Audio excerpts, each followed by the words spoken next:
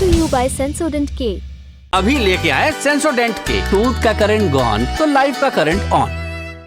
अगली सुर्खी में रुख पश्चिम बंगाल का। आप जानते हैं कि यहाँ संदेश खाली गांव की महिलाओं ने टीएमसी के 3 नेताओं पर यौन शोषण का आरोप लगाया है। मामला सामने आने के बाद से संदेश खाली राजनीति का अखाड़ा बनता नजर आ रहा है। ये वीडियो देखिए। पश्चिम बंगाल के नेता विपक्ष शुभेंदु अधिकारी धरने पर बैठे हैं। दरअसल 19 फरवरी के दिन शुभेंदु अधिकारी को कलकत्ता हाई कोर्ट की सिंगल बेंच ने संदेश खाली जाने की अनुमति दी थी, लेकिन संदेश खाली के 6 इलाकों में आज 20 फरवरी को फिर से धारा 144 लगा दी गई। इसमें धमखाली का इलाका भी शामिल है, जहां शुभेंदु अधिकारी को रोका गया। आज पुलिस के रोकने पर वो वहीं धरने पर बैठ गए।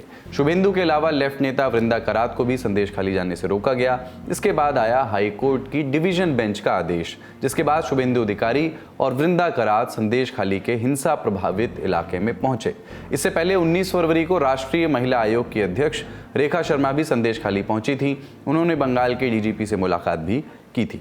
जहाँ तक मैंने सजेशंस की बात की तो उन्होंने कहा कि हाँ, पुलिस से कोताही हुई है, पुलिस से कुछ कमी है, इसीलिए ये बात इतनी बड़ी हुई है, उस पर हम वर्क करेंगे। उन्होंने ये माना, ये भी बहुत बड़ा स्टेप है। मुझे लगता है जब आपकी कमी हो और आप मान लो तो ये सुधारने की तरफ पहला कदम है, तो ये सुधरेगा, ये मैं आशा रखती हूँ। इस बीच संदेश खाली की पीड़िताओं को अस्थायी शरण देने के लिए राजभवन में पीस होम खोला गया है। इसके लिए 3 कमरे अलॉट किए गए हैं। संदेश खाली की महिलाओं ने टीएमसी नेता शाहजहां शेख और उसके समर्थकों पर यौन उत्पीड़न और जमीन कब्जाने के आरोप लगाए हैं। शाहजहां शेख अभी तक फरार है, जिसे लेकर कलकत्ता हाईकोर्ट की डिवीजन बेंच ने बंगाल सरकार को फटकार लगाई है। कोर्ट ने कहा कि ये चौंकाने वाला है कि समस्या की जड़ में मौजूद एक आदमी अभी तक पकड़ा नहीं जा सका। अगर उसके खिलाफ हजारों झूठे आरोप हैं, लेकिन इनमें अगर एक भी आरोप सही है तो आपको उसकी जांच करनी चाहिए। आप बेवजह लोगों को परेशान कर रहे हैं, ये कोर्ट ने कहा। हमारे रिपोर्टर सिद्धांत मोहन कल ही संदेश खाली से लौट करके आए हैं। उनकी एक डिटेल्ड रिपोर्ट आप जल्द ही द लेलन टॉप पर देखेंगे, पर ग्राउंड पर उन्हें कैसे हालात दिखे वो आपको उनसे सुनवाते हैं। तो संदेश खाली में हालत जो है वो थोड़ी सी चिंताजनक है। हम लोग तो शाहजहां शेख जो इस मामले का मुख्य आरोपी है उसके घर जा रहे थे रिपोर्ट करने, तो भीड़ ने लगभग 2 दर्जन लोग थे। उन्होंने हमारी गाड़ी को घेर लिया, पूछा कहाँ जा रहे हो, आईडी वाईडी चेक किया, फिर बोला कि वापस जाओ, आगे नहीं जाना है, रास्ता बंद है, जहाँ से आए हो वहीं चले जाओ वापस। उसके अलावा जब हम ये आज आप ये वीडियो देख रहे होंगे, ये शो देख रहे होंगे, तो आज तो वहाँ पे जाके लेफ्ट के नेताओं को और भाजपा के नेताओं को एंट्री मिली है कोर्ट के दखल के बाद। और कोर्ट ने तो ये भी कहा है कि शाहजहां शेख को अभी तक क्यों नहीं अरेस्ट किया गया। राज्य की सरकार से उन्होंने सवाल उठाए हैं। इसके अलावा इस पूरे खेल में वहाँ के खारे पानी का जो नून जल अगर कहें वहाँ की स्थानीय भाषा में, तो वहाँ के खारे पानी का बहुत बड़ा रोल है इस पूरे विवाद को जन्म देने में। उस खारे पानी की वजह से ही शाहजहां शेख, शिबू हजरा और उत्तम सरदार जैसे नेता कम गुंडे पैदा होते हैं वहाँ पे। और वो महिलाओं के साथ तो जो उनकी क्रूरताएं हैं और जो उनकी हिंसक हरकतें हैं वो तो होती ही हैं, वहाँ के बहुत सारे दूसरे लोगों के साथ भी उनकी तमाम किस्म की क्रूरता की कहानियां हमें देखने और सुनने को मिली है, जो जल्द एक फाइनल रिपोर्ट में समेट कर हम आपके सामने लेकर आने वाले हैं। और अगली सुर्खी उत्तर प्रदेश से। सबसे ज्यादा 80 लोकसभा सीटों वाले इस राज्य से राहुल गांधी की भारत जोड़ो न्याय यात्रा इस वक्त गुजर रही है। 19 फरवरी को राहुल का कारवां अमेठी पहुंचा, रोड शो हुआ, जनसभा हुई, फिर तारीख आई 20 फरवरी। तय कार्यक्रम के मुताबिक राहुल गांधी की यात्रा 20 तारीख को अमेठी से होते हुए बछरावा और फिर लखनऊ पहुंचनी थी। यात्रा अपने तय गंतव्य तक पहुंची भी, लेकिन इसके पहले राहुल गांधी सुल्तानपुर पहुंचे, क्योंकि मानहानि के एक मामले में यहाँ के एमपी एमएलए कोर्ट में उनकी पेशी होनी थी। राहुल भारत जोड़ो न्याय यात्रा के दौरान ही कोर्ट पहुंचे और अदालत के बाहर डटे पार्टी के कार्यकर्ताओं ने नारेबाजी से उनका स्वागत किया।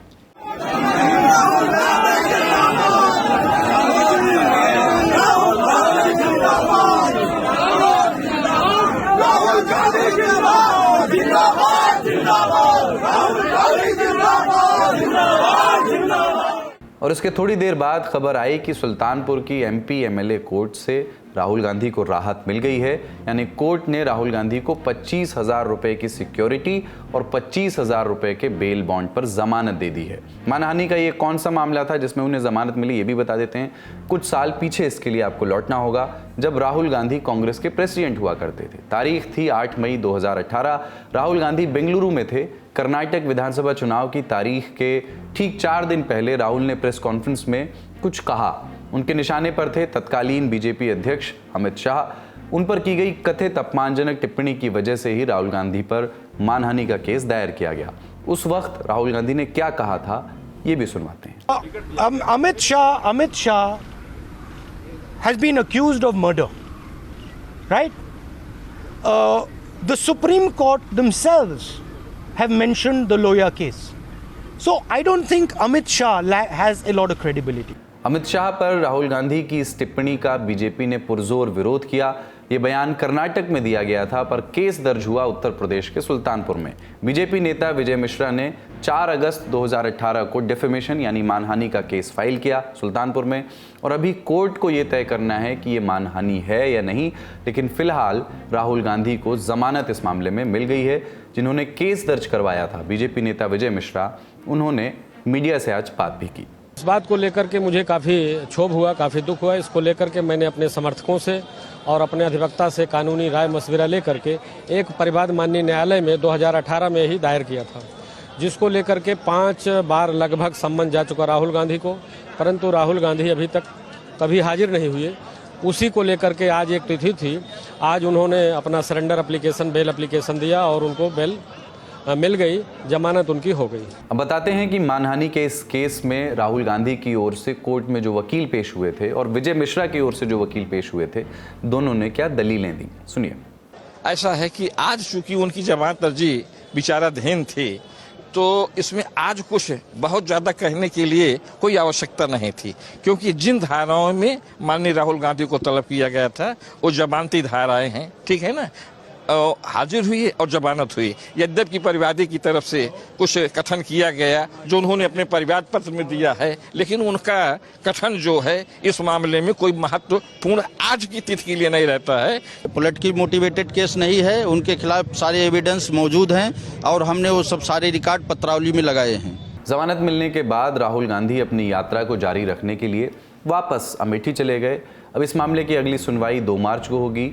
इस खबर के आखिर में आपको एक जानकारी और दे देते हैं। अमित शाह पर की गई जिस टिप्पणियों पर राहुल गांधी पर मानहानि का केस दर्ज हुआ, उस बयान में राहुल ने जज लोया का जिक्र भी किया था। जज बृजमोहन हरकिशन लोया की मौत दिसंबर 2014 में हो गई थी। जज लोया गुजरात के सोहराबुद्दीन शेख एनकाउंटर केस की जांच कर रहे थे। सोहराबुद्दीन एनकाउंटर केस में अमित शाह भी आरोपी थे।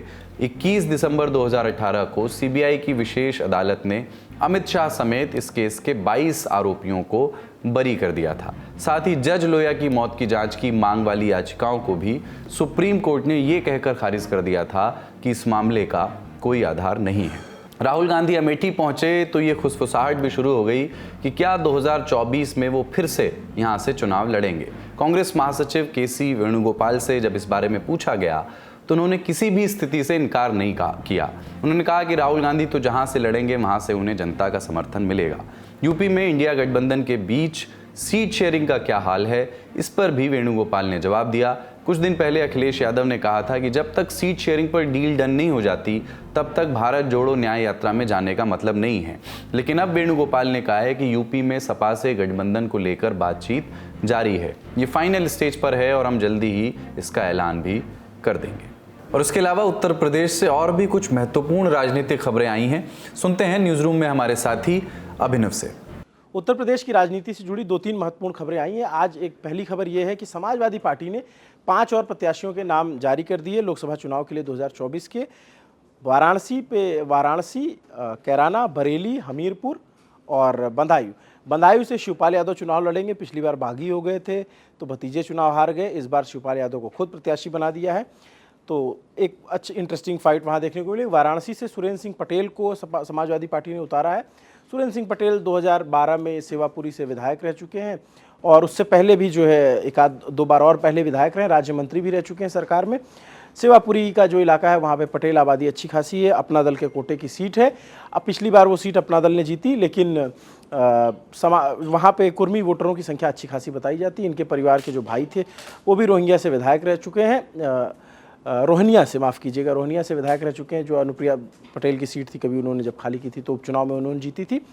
एक सीट महत्वपूर्ण जो अजेंद्र सिंह राजपूत को जो है वो हमीरपुर से उतारा गया है। हमीरपुर से अभी बीजेपी के जो पुष्पेंद्र सिंह चंदेल हैं वो 2 बार के सांसद हैं। अजेंद्र सिंह की दावेदारी विधानसभा में पिछली बार बताई जा रही थी, चरखारी से इनके लड़ने की चर्चा थी, लेकिन वहाँ से बृजभूषण सिंह जो गुड्डू हैं वो चुनाव जीत गए थे। तो इस बार इन्हें लोकसभा की उम्मीदवारी मिल गई है। बरेली से वहाँ पे प्रदीप सिंह एरन को उतारा हुआ है। प्रदीप सिंह जो है वो 2009 में कांग्रेस से सांसद रह चुके हैं और इस बार समाजवादी पार्टी ने उन्हें टिकट दिया। बरेली सीट पे आप जानते होंगे कि संतोष गंगवार की सीट है, केंद्र में मंत्री रहे लंबे वक्त तक और 6-7 बार के सांसद हैं, तो उनकी उम्र हो गई। अब वहाँ पे हो सकता है भाजपा टिकट बदले, तो एक वो सीट है और एक सीट जो हमीरपुर की तो मैंने आपको बता दी, बरेली कैराना से इकरा हसन को टिकट दिया गया है। इकरा हसन नाहिद हसन की बहन है, जो नाहिद हसन विधायक हैं और अभी जेल में हैं। तो ये हुकुम सिंह के जाने के बाद यहाँ पे बीजेपी की स्थिति थोड़ी कमज़ोर हुई थी, उपचुनाव हार गई थी, लेकिन बाद में जब 2019 का लोकसभा चुनाव हुआ तो वहाँ से प्रदीप चौधरी जीते। तो ये 5 नामों की लिस्ट है। एक और खबर ये कि जनसत्ता दल लोकतांत्रिक जो राजा भैया वाली पार्टी है उसकी और समाजवादी पार्टी की गठबंधन की चर्चा हो रही 2024 की लोकसभा को लेकर के। उत्तम पटेल जो कि राज्य के अध्यक्ष हैं समाजवादी पार्टी के, वो राजा भैया के घर गए थे, तो उस मीटिंग की एक फ़ोटो आई तो लोग पूछने लगे कि ये खिचड़ी की भोज पे क्या खिचड़ी पक रही है। तो अगर ऐसा होता है तो उसका पहला नतीजा आपको जो है ये जो राज्यसभा के चुनाव होने वाले हैं उसमें देखने को मिल जाएंगे, क्योंकि तीसरे प्रत्याशी को जिताने के लिए समाजवादी पार्टी को 3 विधायकों की ज़रूरत है और 2 विधायक राजा भैया के पास हैं। अगर ऐसा होता है तो चर्चा ये है कि 3 से 5 सीटें राजा भैया की पार्टी को समाजवादी पार्टी दे सकती है। और आज की आखिरी सुर्खी महाराष्ट्र से है। महाराष्ट्र विधानसभा में मराठा आरक्षण पर मुहर लग गई है। विधानसभा में ये बिल सर्वसम्मति से पारित हो गया। इस बिल में ओबीसी कोटे में बिना कटौती किए मराठा समुदाय को 10% आरक्षण की सिफारिश की गई है। इससे मराठा समुदाय को शिक्षा और नौकरियों में रिजर्वेशन का लाभ मिलेगा। ये बिल अब विधान परिषद में रखा जाएगा। सदन में मुख्यमंत्री एकनाथ शिंदे और डिप्टी सीएम देवेंद्र फडणवीस ने मराठा आरक्षण बिल को सर्वसम्मति और पूर्ण बहुमत से पारित करने की अपील की। हालांकि विपक्षी नेताओं के साथ साथ सत्ता पक्ष से एकमात्र सदस्य एनसीपी नेता और मंत्री छगन भुजबल ने बिल पर आपत्ति भी जताई, यानी एक आपत्ति पक्ष से भी आई। वहीं कांग्रेस नेता और सदन में नेता विपक्ष विजय वडेट्टीवार ने बिल पर अपनी सहमति दी। बिल पास होने के बाद सीएम शिंदे ने कहा कि जो हमने बोला था वो हमने कर दिखाया। हमने राजनीतिक लाभ के लिए फैसला नहीं लिया है। मराठा समाज आर्थिक, सामाजिक और शैक्षणिक रूप से पिछड़ा है। मराठाओं को आरक्षण मिलने से ओबीसी या किसी अन्य समाज के आरक्षण को नुकसान नहीं होगा। बिल के ड्राफ्ट के मुताबिक सरकार ने मराठा समुदाय को 10% हिस्सेदारी दी है। इस बीच 10 फरवरी से मराठा आरक्षण के लिए जो अनशन कर रहे हैं मराठा एक्टिविस्ट मनोज जरांगे, उनका भी बयान आया है। उन्होंने कहा है कि सरकार ने जो किया है इससे ओवरऑल कोटा 62% हो जाएगा और इसे सुप्रीम कोर्ट खारिज कर देगा। मनोज जरांगे पाटिल ने बिल को लेकर के कहा है कि इसमें मराठाओं की मांग को पूरा नहीं किया गया है। आरक्षण की सीमा 50% के ऊपर इससे हो जाएगी तो सुप्रीम कोर्ट इसे रद्द कर देगा। उनके मुताबिक मराठाओं को ऐसा आरक्षण चाहिए जो ओबीसी कोटे से हो और 50% से नीचे वाले ही रहे। जरांगे ने कहा कि सरकार को आंदोलनकारियों को मूर्ख नहीं बनाना चाहिए।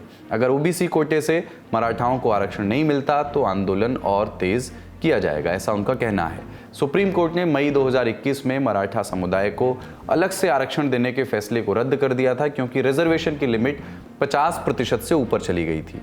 आज के ललन टॉप शो में इतना ही। अपना और अपनों का ख्याल रखिए। देखते रहिए दी ललन टॉप।